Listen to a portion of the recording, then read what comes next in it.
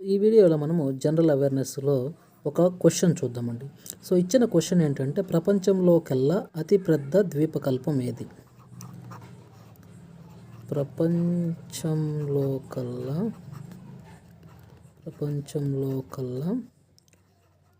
అతిపెద్ద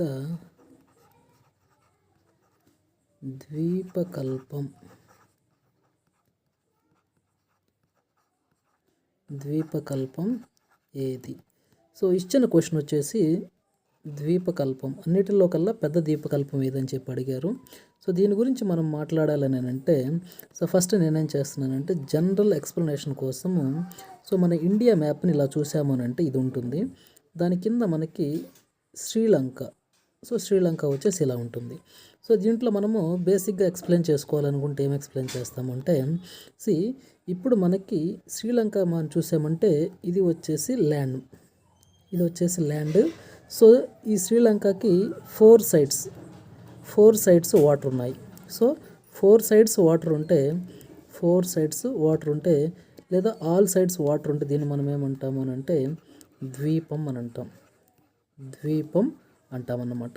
అలా కాకుండా మన ఇండియా మ్యాప్ చూసాము అని అంటే ఇండియా మ్యాప్లో 1, 2, 3 సైడ్స్ వాటర్ ఉంటుంది. ఇంకొక సైడ్ వచ్చేసి ల్యాండ్ ఉంటుంది అన్నమాట. సో ల్యాండ్ ఉంటుంది. సో 3 సైడ్స్ వాటర్ ఉండి 1 సైడ్ ల్యాండ్ ఉంటే దీన్ని మనం ఏమంటాము అని అంటే ద్వీపకల్పం అని అంటాం. సో ఇక్కడ మనం ఎన్ని సైడ్లు ఉండే వాటర్ 3 సైడ్స్ వాటర్ ఉన్నది. సో మనకిచ్చిన క్వశ్చన్లో ప్రపంచంలో కల్లా అతి పెద్దది అన్నారు కాబట్టి ఆన్సర్ వచ్చేసేసి ఫస్ట్ అరేబియా ఉంటుందన్నమాట. అరేబియా. సో సెకండ్ ప్లేస్లో వచ్చేసేసి ఆన్సర్ ఏముంటుంది అని అంటే ఇండియా ఉంటుందన్నమాట. సో ఇండియా వచ్చేసి సెకండ్ అతిపెద్ద ద్వీపకల్పం. సో ఫస్ట్ వచ్చేసి అరేబియా. సో అరేబియా వచ్చేసేసి ఆఫ్రికా కాంటినెంట్ పైన ఉంటుందండి.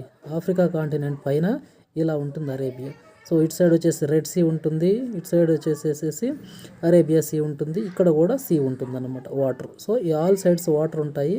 మనకి మాత్రం ఇది వచ్చేసేసి అరేబియా కాంటినెంట్ ఉంటుందన్నమాట.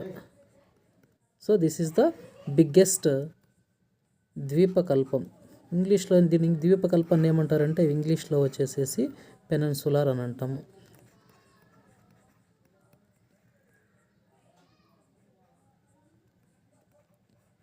పెనిన్సులా అంటాము. సో ద్వీపాన్ని ఏమంటాము అని అంటే ఐలాండ్ అని అంటాము.